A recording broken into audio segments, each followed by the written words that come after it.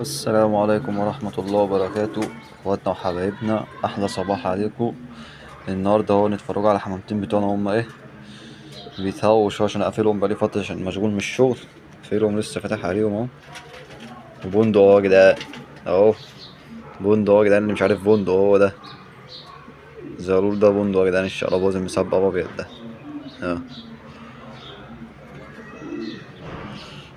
والطيرة دي اللي تحتها زغلول زاجل وزغلول حلبي اللي واقف على السور دي. يا جدعان اللي ما يعرفنيش بقى، انا بحب البناي ده أوي يا جدعان.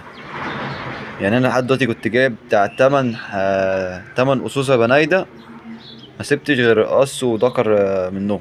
الحمام كله بقى اللي ضاع بقى من البنايده واللي اتباع بقى واللي حصل له بقى الحمد لله. معانا الشاب بتاعنا هو اللي فرغنا هو اللي فوق دوت. بقى شاب يطلع ذكر اهو.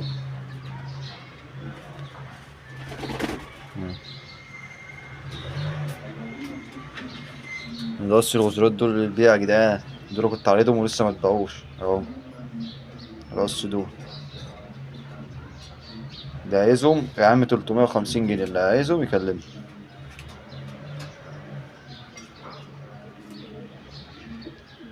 ذكر اصلا عايز يكسر عليه اه.